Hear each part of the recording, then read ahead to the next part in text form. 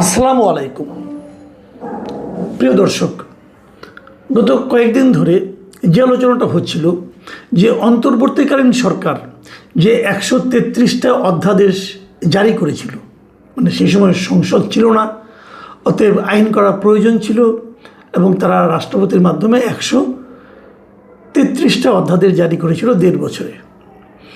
সেগুলোর ভবিষ্যৎ কি হবে এটা নিয়ে আলোচনা হচ্ছিল এবং সেই আলোচনায় আমরা বলেছি আগের 2 দিন, আজকেও বলছি আরেকটা ঘটনা নিয়ে বলছি। সেটা হলো তারা এই 133টার মধ্যে 98টা যেভাবে আছে সেভাবেই পাশ করার সিদ্ধান্ত নিয়েছে। এই সিদ্ধান্ত কে নিয়েছে সেটা একটু বলে নেই। এই সংসদ একটা কমিটি গঠন করে দিয়েছিল, 14 জনের কমিটি। সেই 14 জনের বিশেষ যে কমিটিটা, সেই বিশেষ কমিটি এই অধ্যাদেশগুলোকে যাচাই বাছাই করেছে। যাচাই বাছাই করে তারা একটা সিদ্ধান্ত দিয়েছে। সেই সিদ্ধান্ততে বলা হয়েছে যে 98টা অধ্যাদেশ তারা বলেছে এগুলো যেভাবে আছে সেভাবেই পাশ করা যায়, মানে যা আছে তাই। হয়তো 98টা একবারে সংসদে উঠে বলবে আমরা পাশ করলাম, পাশ হয়ে গেল। আর যে 98টা বাদ দিলে আর যে 35টা থাকে, সেই 35টার সম্পর্কে বলা হয়েছিল যে এগুলোর মধ্যে 15টা অধ্যাদেশ সংশোধন করে বিল আকারে উপস্থাপন করা হবে। মানে বাকি যে কয়টা ছিল 35টা, তার মধ্যে 15টা এটা একটু সংশোধন করতে হবে, একটু চেঞ্জ করতে হবে। চেঞ্জ করে তারপরে বিল আকারেই উপস্থাপন করা হবে এবং তাকে পাস করে নেবে। আর যে 20টা থাকলো, সেই 20টার মধ্যে 4টা অধ্যাদেশকে বাতিল করে দিয়েছিল যে এগুলি আর চলবে না, এগুলি বাদ, ওগুলো ওঠানোই হবে না। আর যে 16টা থাকলো, সেই 16টা এখন উত্থাপন নয়, এই মর্মে এক সিদ্ধান্ত নিয়েছে। এগুলো আমরা এখন উত্থাপন করব না, পরবর্তী কোনো সময়ে আমরা সেগুলি উত্থাপন করব অথবা করব না, সেই সিদ্ধান্ত নেব। তাহলে দাঁড়ালোটা কি, 98টা হুবহু পাস হলো। বাকি যে 15টা আছে সেগুলো আমরা একটু চেঞ্জ করব, অথবা যোগ করব অথবা বিয়োগ করব। এখন চেঞ্জটা কোত্থেকে আসবে? সেই চেঞ্জটা কিন্তু ওই বিষয়গুলো যে মন্ত্রণালয়ের অধীনে পড়ে, সেই মন্ত্রণালয় থেকে তারা একটা পরামর্শ নিয়েছে আমরা কি করতে পারি, সেভাবে আমরা উপস্থাপন করব। এই 15টার মধ্যে যেগুলো নাকি উপস্থাপন করা হবে এবং একটু চেঞ্জ করা হবে, সেই 15টার মধ্যে একটা হলো যে আওয়ামী লীগের রাজনৈতিক কর্মকাণ্ড যে নিষিদ্ধ করা হয়েছে, সেই বিষয়টা, সেই বিলটা। আচ্ছা, এখন এই বিষয়টা আলোচনা করার আগে আমরা বরং একটু পুরনোর দিকে যাই, পেছন দিকে যাই, যে আওয়ামী লীগের এই জিনিসটা কবে করা হলো, কোন দিন আওয়ামী লীগের এই নির্বাচনের আওয়ামী লীগের এই রাজনীতি করার যে অধিকারটা, সেই অধিকারটা স্থগিত করা হলো, সেটা কবে? এটা হলো 2025 সালের মে মাসে। আপনাদের মনে আছে 2025 সালের মে মাসে হঠাৎ করে এনসিপি, তার সঙ্গে জামাত, শিবির, ইসলামী আন্দোলন সবাই মিলে যমুনায়, যেখানে ডক্টর মোহাম্মদ ইউনূস থাকতেন, তার সামনে গিয়ে তারা হইচই চিল্লাপাল্লা শুরু করলো যে আওয়ামী লীগকে নিষিদ্ধ করতে হবে।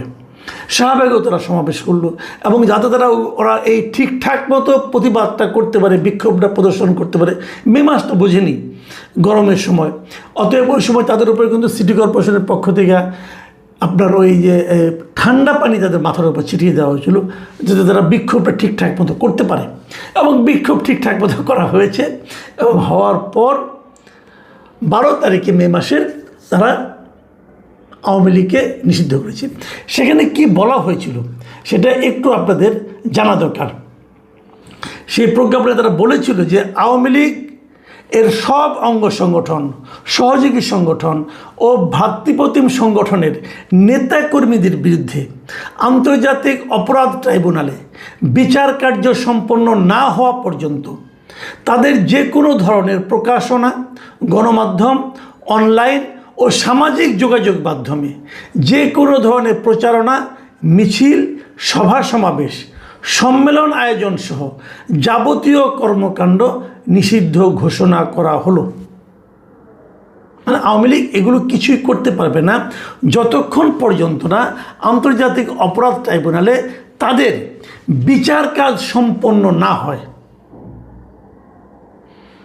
এখন এটা যদি হয় তাহলে কিন্তু একটু ঝামেলা হয়ে যাচ্ছে মানে এরকম তাদের বিচার কাজ কি শুরু হয়েছে? আন্তর্জাতিক অপরাধ ট্রাইব্যুনালে কি আওয়ামী লীগের বিরুদ্ধে কোনো বিচার কাজ শুরু হয়েছে? আওয়ামী লীগের বিরুদ্ধে কি কোনো মামলা হয়েছে? কে মামলা করেছে? কেউ জানে? কেউ জানে কিনা জানি না, তবে আমি জানি না। আমি এখনও কোথাও দেখিনি, কোনো পত্রপত্রিকায় দেখিনি যে আওয়ামী লীগের বিরুদ্ধে আন্তর্জাতিক অপরাধ ট্রাইব্যুনালে কোনো মামলা করা হয়েছে, এটা আমি দেখিনি। আচ্ছা, একটা কথা এখানে বরং বলা দরকার, এই যে আওয়ামী লীগকে নিষিদ্ধ করা হলো, মানে তাদের কার্যক্রম নিষিদ্ধ করা হলো, এটা যে অধ্যাদেশের মাধ্যমে করা হলো, সেই অধ্যাদেশটা আসলে হয়েছিল কি, আগে একটা আইন ছিল সরকারের, সেগুলো সন্ত্রাস বিরোধী আইন।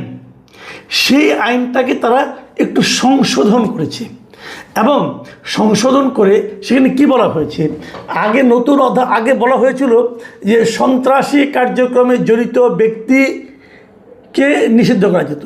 এখন তার সঙ্গে যুক্ত করেছে যে ব্যক্তি বা সত্তার পরে ব্র্যাকেটের সংগঠন, এর যাবতীয় কার্যক্রম নিষিদ্ধ করা একটা বিধান এই সংশোধনীতে যুক্ত করা হয়েছিল। এই যে সত্তা বা সংগঠন, এই আইনে ফেলেই কিন্তু আওয়ামী লীগকে তার কার্যক্রমকে নিষিদ্ধ করা হয়েছে। এখন সত্তা বলতে কী বোঝায়, এটা একটু বুঝি আমরা। সত্তা বলতে বলা হচ্ছে এই সন্ত্রাস বিরোধী যে আইনটা আছে, এখানে সত্তা বলতে বলা হয়, এটা ব্যাখ্যা দেওয়া হয়েছে।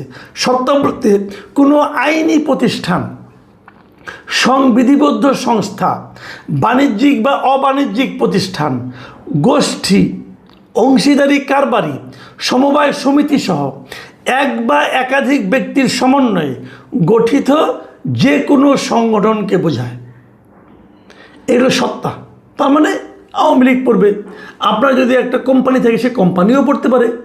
যদি সরকার চায় যে কোনো সময় আপনাকে কোম্পানি, আপনি কিছু করতে পারবেন না, এটা করে দিতে পারে। কিন্তু এখন এই যে আইনটা করেছে, এই আইনটার মাধ্যমেই আওয়ামী লীগকে শাস্তির আওতায় আনা হয়েছে। কিন্তু যে প্রশ্নটা আগে করলাম যে আওয়ামী লীগকে যে নিষিদ্ধ আপনি করবেন, মানে তারপরে যে বিচারটা করবেন, সেই বিচারটা তো আপনি শুরুই করেন নাই। বলেছেন বিচার সম্পন্ন না হওয়া পর্যন্ত নিষিদ্ধ থাকবে। এখন যদি বিচার শুরুই না হয়, তাহলে কি এই আইনটা প্রযোজ্য হবে? এই প্রশ্নটা কিন্তু আমার মনে জেগেছে। আমি ভেবেছি, এখন যদি মনে করেন আরও 20 বছর আওয়ামী লীগের বিরুদ্ধে কোনো বিচার শুরু না করে, তাহলে আওয়ামী লীগ নিষিদ্ধ থাকবে। অথবা তারা যদি মনে করে বিচার শুরু হলে পরে এই বিচারে আওয়ামী লীগ নিষ্পাপ হতেও পারে, আওয়ামী লীগকে আদালত নিষিদ্ধ নাও করতে পারে, এই চিন্তা করে তারা যদি বিচারই শুরু না করে, তাহলে কি হবে? তাহলে আওয়ামী লীগের ভাগ্যে কী থাকবে? এটা কি কোনো আইন হতে পারে? এটাকে কোনো ভদ্র আইন, সভ্য আইন বলা যেতে পারে? দেখেন, এইভাবে গায়ের জোরে যে নিষিদ্ধ করার যে প্রবণতাটা, এই প্রবণতাটা কিন্তু আমি শুরু থেকে বিরোধী। 2024 অগাস্টের 3 তারিখে জামাতে ইসলামকে হঠাৎ করে আওয়ামী লীগ নিষিদ্ধ করে দিল। তখন আওয়ামী লীগ ক্ষমতায় ছিল, যায় অবস্থা আর কি, তারা নিষিদ্ধ করে দিল। কাজটা ঠিক করেছিল? আমি মনে করি ঠিক করেনি। এভাবে নিষিদ্ধ করা যায় না একটা পলিটিক্যাল পার্টিকে, উচিত না আমি মনে করি।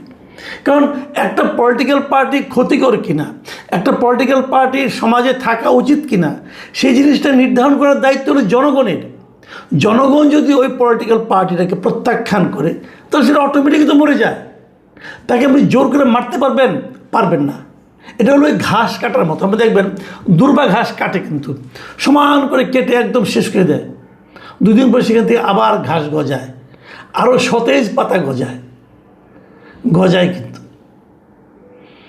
কাজে আপনি কেটে দিচ্ছেন, কিন্তু ওটা কিন্তু মরছে না, মাটির নিচে থেকে যাচ্ছে।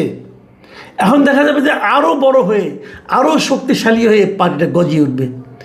আওয়ামী লীগের শাসন আমলে তারা কিন্তু জামাতকে এভাবে নিঃশেষ করার চেষ্টা করেছিল।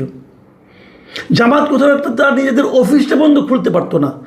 জামাতের উপর কোনো নিষেধাজ্ঞা ছিল না, কিন্তু যা ছিল সেটা নিষেধাজ্ঞার চেয়েও বড়। তারা অফিস খুলতে পারতো না, মিটিং করতে পারতো না, এমনি ধরে নিয়ে আসতো। হয়তো 2 জন জামাতের লোক বসে একটা রেস্টুরেন্টে যায় খাচ্ছে, ধরে নিয়ে যেত। তো তাদের নেওয়াতে কী লাভ হলো? পারলো জামাতে থামা, জামাতে আরও শক্তিশালী হয়ে গেছে। ঠিক একই বিষয় কিন্তু এখানেও হবে। আমি কথা বলে রাখলাম। দেখেন, আমি আরেকটা কথা বলি। এই বিএনপি কিন্তু সারাক্ষণ বলেছে অন্তর্বর্তীকালীন সরকারের আমলে যে তারা কোনো রাজনৈতিক দলে নিষিদ্ধ হোক, এটা চায় না। বলেছে বিএনপি, একাধিকবার বলেছে, বিএনপি নেতারা বলেছে। এমনকি টাইম ম্যাগাজিনের কাছে যে তারেক রহমান সাহেব ইন্টারভিউ দিয়েছিলেন, সেখানে উনিও বলেছিলেন যে তার দল কোনো নিষিদ্ধ চায় না, অন্য কোনো রাজনৈতিক দল নিষিদ্ধ হোক এটা তারা চায় না। তো সেই যে কথাটা ওনারা বললেন, তো ওনারা তো সেই জিনিসটা রাখলেন, এবং কেউ রাখলেন না, ওই যে সংশোধনের বিষয়টা আছে না, ওটা জানার জন্য এই কমিটি এই আইনটাকে স্বরাষ্ট্র মন্ত্রণালয়ে পাঠিয়েছিল। স্বরাষ্ট্র মন্ত্রণালয়ের মধ্যে বলছে সবই ঠিক আছে, এখানে একটু শাস্তির ব্যবস্থাটা যুক্ত করতে হবে। কারণ অন্তর্বর্তীকালীন সরকার যখন বলেছিল যে এই পার্টিটাকে নিষিদ্ধ করার জন্য তারা যখন নাকি আপনার ট্রাইব্যুনালে পাঠানো যাবে বলে একটা আইন করেছিল, সেখানে কোনো শাস্তির বিধান ছিল না। মানে কি শাস্তি দেওয়া যেতে পারে, মানে শাস্তির মানে কি, এই যে তাদেরকে কার্যক্রম নিষিদ্ধ করলো বিচার হওয়ার আগ পর্যন্ত, এর মধ্যে যদি কেউ এই আইনটা না মেনে কার্যক্রম করে তাহলে তার বিরুদ্ধে কী শাস্তি হতে পারে, সেই জিনিসটা এর মধ্যে লেখা ছিল না। যে কারণে আমাদের এই বর্তমান সরকারের স্বরাষ্ট্র মন্ত্রণালয় বলছে ওখানে শাস্তির বিধানটাও দিয়ে দেওয়া উচিত। তার মানে কি, যে আগে তো দল নিষিদ্ধ ছিল, এখন দল নিষিদ্ধ পরে কেউ যদি বলে যে আওয়ামী লীগ জিন্দাবাদ, তাহলে তো 16 বছরের জেল হয়ে যাবে। তাহলে হলোটা কি? এটা কি গণতন্ত্র হলো? আপনি তো তত্ত্বাবধায়ক অন্তর্বর্তীকালীন সরকারের যে কর্মকাণ্ডকে আমরা সমালোচনা করেছিলাম, আপনারা বলেছিলেন আপনারা কোনো পলিটিক্যাল পার্টিকে নিষিদ্ধ করার পক্ষে না, আপনাদের নেতা বলেছিলেন কোনো, এবং আন্তর্জাতিক মিডিয়াকে বলেছিলেন যে ওনারা কোনো রাজনৈতিক দলকে নিষিদ্ধ করার পক্ষে না। ওই সময় অন্তর্বর্তীকালীন সরকার যে নিষিদ্ধ করেছিল, মানে কার্যক্রম স্থগিত করেছিল, তাহলে সেটা আপনাদের কথা অনুযায়ী কাজটা ঠিক ছিল না। তো সেই কাজটাই আবার আপনারা করছেন, তারও চেয়ে প্রবলভাবে করছেন। তাহলে ভাই বলেন কি আর করেন কি? এই বিষয়গুলি তারেক রহমান জানেন যে ওনার কথাকে কিভাবে লঙ্ঘন করা হচ্ছে। কে লঙ্ঘন করছে? স্বরাষ্ট্র মন্ত্রণালয়। দায়িত্বে কে আছেন? সালাউদ্দিন আহমেদ সাহেব। উনি তো সংসদের সবচেয়ে পাওয়ারফুল লোক বলে মনে হচ্ছে আমার কাছে। ওনাকে সবচেয়ে পাওয়ারফুল লোক বলা হচ্ছে, ওনাকে বলছে উনি সব কিছু করছেন।